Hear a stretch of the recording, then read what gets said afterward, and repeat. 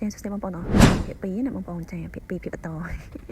ដោយសារតែវែងពេកបងប្អូននេះចាវែងពេកចឹងអាចផុសទៅមកខ្សែកាទៅយើងផុសវាអត់ចឹងចឹងណាអញ្ចឹងយើងសិតធ្វើ2កណាត់ចឹងទៅបងប្អូននេះយើងមកដល់កោះមួយកន្លែងនេះបងប្អូនចាដើម្បីមកស្ទូចឃើញបងប្អូនឃើញទេ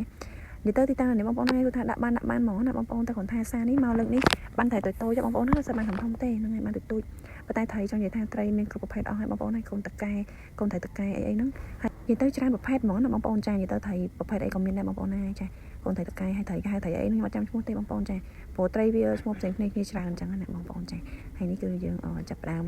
យកត្រីកូនត្រីតកែគេហៅ filet បងប្អូនចាគេហៅថា filet ហ៎បងប្អូនចា filet យើងយកសាច់មកដាក់ត្រាំមួយទឹកកកឲ្យត្រជាក់បងសាច់វាឆ្ងាញ់ណាបងប្អូនណាចង់និយាយថាឡើងស្វិតឡើងជាតិហ្មងបងប្អូនជួយជាមួយទឹកត្រីកកុងណាបងប្អូន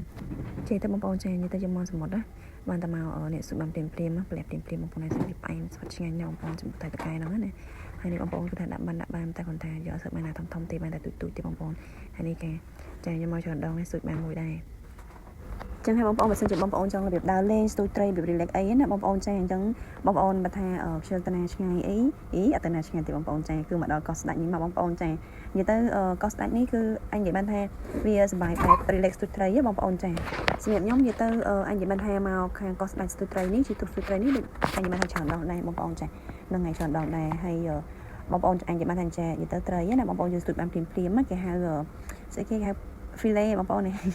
គេហៅ filet ហ្នឹងហើយបងប្អូនចា filet យកសាច់ស្រស់បងប្អូនពេលជាយកសាច់ស្រស់បងប្អូនចាឲ្យដាក់ទឹកកកត្រជាក់បងប្អូនមានអារម្មណ៍ថាដល់ពេលញ៉ាំទៅបងប្អូនឡើងត្រជាក់ហើយឡើងផ្អែមឡើងសាច់វាឡើងស្វិតហ្មងណាបងប្អូនតែមកសាននេះអាចនិយាយបានថាយើងខកចិត្តដែរបងប្អូនព្រោះថាស្ទូចអត់បានត្រីធំណាបានត្រីទូចបងប្អូនណាត្រីទូចហ្មងប៉ុន្តែចម្រុះពូជសាសបងប្អូនចាត្រីអីក៏មានដែរកូនត្រីតកែហើយត្រីក្រហមស្អីនោះអូនិយាយទៅខ្ញុំអត់សូវចេះហៅម៉ាក់នេះអ្នកនរគ្នាហើយនឹងត្រីកំងបងប្អូនចានិយាយទៅស្ទូចបានចម្រុះប្រហើយនិយាយទៅបើយើងមកខាងសមុទ្របងប្អូនចាបើយើងអត់ជិះទូកស្ទូចត្រីទេក៏វាមិនសូវជាសប្បាយមែនដែរបងប្អូនចានិយាយទៅអញនិយាយបានថាមកនេះគឺសប្បាយត្រង់ជិះទូកស្ទូចត្រីនេះឯងអ្នកនរគ្នាចានិយាយទៅឲ្យទៅពេលថាស្ទូចបានម្ដងអូយនិយាយពីសប្បាយនិយាយពីហូរហ្នឹងឯងសម្រាប់ខ្ញុំមកច្រើនដងហើយទំលើកនេះទេដែលស្ទូចបានណាបងប្អូនស្ទូចបានសិតតែត្រីកំងហើយនេះបងប្អូនចានេះ filet បងប្អូនចាពេលដែលយើង filet សាច់ភ្លាមបងប្អូនចាហើយដាក់នឹងត្រាំនឹងទឹកកក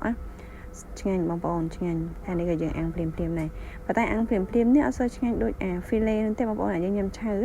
យើងញ៉ាំឆៅឆ្ងាញ់ជាងបងប្អូនចាអញ្ចឹងខ្ញុំនិយាយតែចាំបងប្អូនចាបើចង់សប្បាយមកកោះគឺត្រូវតែជីកទុកស្ទូចត្រីបងប្អូនបានសប្បាយហើយនេះបងប្អូនបន្ទាប់ពីយើងស្ទូចត្រីហើយគឺយើងមកកោះមកកន្លែងទៀតណាបងប្អូនគឺថាមួយទឹកបងប្អូនចាអូនេះ3នាក់ឪកូននេះចាគឺថាមួយទឹកឯងបងប្អូនចាគឺចោះមួយទឹកម្យ៉ាងដែរបងប្អូនហ្នឹងហើយមកសមុទ្របើមិនមួយទឹកទេក៏អញនិយាយបានថាវាគួរឲ្យសោកស្ដាយដែរប៉ុន្តែបាច់មើលទេអ្នកទាំងអស់គ្នាអើយមកវិញនិយាយទៅបងប្អូននេះយើងលេងមួយថ្ងៃពេញហ្មងណាអញ្ចឹងយើងចេញមកកន្លែងកោះនេះគឺថាដូចជាម៉ោងហ្នឹងហើយម៉ោង10មិនដល់10ថ្ងៃអញ្ចឹង